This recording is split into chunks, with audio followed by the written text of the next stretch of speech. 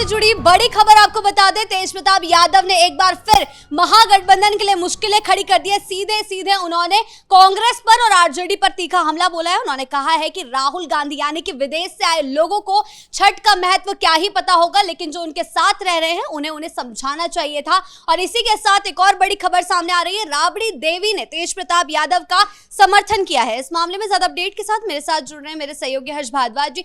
Sir, क्या है पूरा मामला? राहुल गांधी पर तेज प्रताप ने फिर एक बार हमला बोला है। देखिए, छठ को लेकर इस वक्त काफी घमासान मचा हुआ है, क्योंकि राहुल गांधी ने छठ को लेकर बड़े सवाल खड़े किए थे। प्रधानमंत्री नरेंद्र मोदी पर हमला बोला था कि छठ को लेकर प्रधानमंत्री नौटंकी भी कर सकते हैं, और कई बड़े हमले बोले गए थे। और अब तेज प्रताप यादव ने राहुल गांधी और अपने भाई तेजस्वी यादव पर बड़ा हमला बोला है। उन्होंने कहा कि विदेश से आए लोगों को या विदेशी लोगों को तो छठ का महत्व नहीं पता होता, लेकिन जो बिहार का है उसे तो छठ का महत्व है, और जब वो उसके साथ था तो उसे छठ का महत्व बताना चाहिए था। यानी कि इनडायरेक्टली तेजस्वी यादव पर ये निशाना साध रहे थे। बिल्कुल, तेजस्वी यादव का नाम नहीं लिया गया, लेकिन तेजस्वी यादव पर ही ये हमला बोला गया है। और ये कहा गया है कि आखिर बिहार में छठ का इतना महत्व होता है, लेकिन छठ के खिलाफ बातों को आखिर मंच पर बैठे व्यक्ति कैसे सुन सकते थे। यानी तेजस्वी यादव पर सीधा हमला उन्होंने बोला है कि ये तेजस्वी यादव आखिर इन बातों को क्यों सुन रहे थे। क्या तेजस्वी राजनीति में, तेजस्वी सीएम की कुर्सी में इतने अंधे हो गए हैं कि बिहार वासियों के अपमान को वो बर्दाश्त कर रहे हैं। हालांकि तेज प्रताप यादव ने कई बड़ी बातें बोली हैं। आपने स्टालिन को भी देखा था बिहार के अंदर, और कई ऐसे नेताओं को जो बिहार का अपमान कर चुके हैं। और उसके बाद जब राहुल गांधी बिहार कर रहे थे, यात्रा में थे, तो उन नेताओं की तस्वीर भी नजर आई थी। उस पर भी तेज प्रताप यादव ने हमला बोला है कि जो बिहार को बिहार वासियों को गाली देता है, बिहार का अपमान करता है, उसके साथ राहुल गांधी की तस्वीर नजर आती है। लेकिन कहीं ना कहीं आपको तो यह पता होना चाहिए कि आप बिहार वासी हैं। यानी नाम उन्होंने नहीं लिया, लेकिन सीधे सीधे कटाक्ष तेजस्वी पर ही कर रहे थे। लेकिन एक और बड़ी खबर जो आपने बताई वो भी ठीक है कि राबड़ी ने तेज प्रताप यादव का समर्थन कर दिया है। और जब मीडिया कर्मियों की तरफ से राबड़ी से पूछा गया कि क्या तेज प्रताप यादव अपनी जगह सही हैं, तो उन्होंने हाँ करार दिया। और उन्होंने कहा कि तेज प्रताप यादव इस वक्त अपनी जगह सही हैं। तो क्या राबड़ी देवी तेजस्वी को गलत बता रही थी, जिस तरीके से तेज प्रताप यादव गलत बता रहे हैं तेजस्वी को? और शायद राबड़ी को भी यह पता है कि तेजस्वी यादव अपने बड़े भाई के साथ गलत कर रहे हैं, लेकिन राबड़ी खुलकर नहीं बोल सकती है। तेज प्रताप के काफिले पर हमला भी हुआ था, इसके बाद राबड़ी देवी का ये बयान आया, तो क्या कुछ है ये पूरा मामला? कहीं इसी को लेकर तो नहीं आया है कि भाई भाई की भिड़ंत में माँ को एक बेटे का साथ देना है? देखिए, माँ की अगर बात की जाती है तो माँ कभी भी अपने बच्चों में भेदभाव नहीं करती, चाहे 5 बच्चे हो, 12 हो, 2 हो, या फिर या फिर 3-4, कितने भी बच्चे हो, माँ कभी भी बच्चों में भेदभाव नहीं करती, सभी को समान मानती है।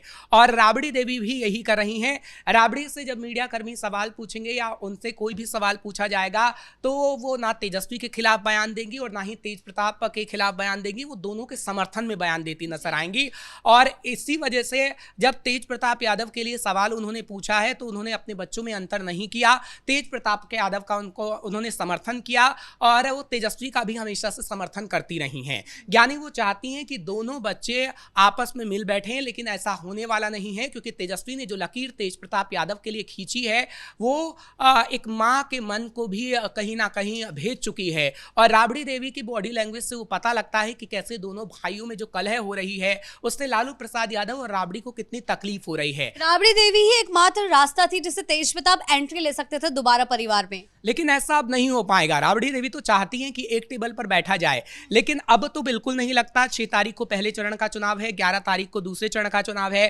तेज प्रताप यादव अपनी पार्टी अलग बना चुके हैं। राबड़ी देवी चाहती थी कि चुनाव से पहले पहले सब एक टेबल पर बैठे और तेज प्रताप यादव आरजेडी में दोबारा से आ जाएं, लेकिन वो रास्ते तेजस्वी ने बंद कर दिए, और उसी का खामियाजा आज तेज प्रताप यादव भुगत रहे हैं। हालांकि तेज प्रताप यादव ने तेजस्वी को नुकसान पहुंचाने की ठानी और उसके बाद अपनी पार्टी बनाई, और अब हम देख रहे हैं कि जहां पर आरजेडी का मजबूत उम्मीदवार उतारा गया है, उस सीट पर तेज प्रताप यादव ने अपना उम्मीदवार भी उतार दिया है तेजस्वी को हराने के लिए।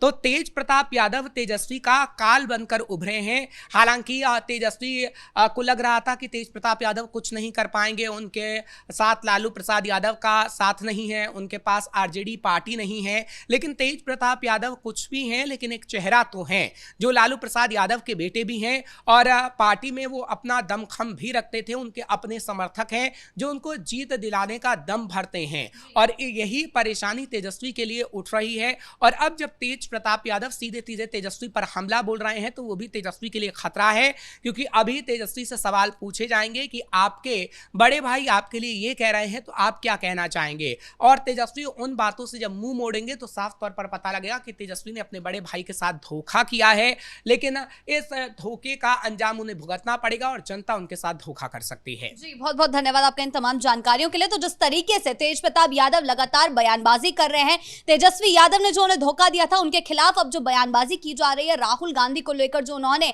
छठ का महत्व बताने की बात कही थी कि किसी को जो उनके साथ बैठे थे उनको महत्व पता है, उन्हें राहुल गांधी को बताना चाहिए था, लेकिन उन्होंने ऐसा नहीं किया। तो यानी कि तेजस्वी की मुश्किलें लगातार तेज प्रताप यादव बढ़ाने पर लगे हुए हैं। आगे चलकर ये भाई भाई की भिड़ंत महागठबंधन के लिए कितनी मुश्किलें खड़ी करती है, इस पर हमारी नजरें जो है बनी रहेगी। ब्रेकिंग न्यूज में फिलहाल इतना ही। कैमरा पर्सन कुणाल के साथ मैं शिवानी रतूड़ी, कैपिटल टीवी बिहार।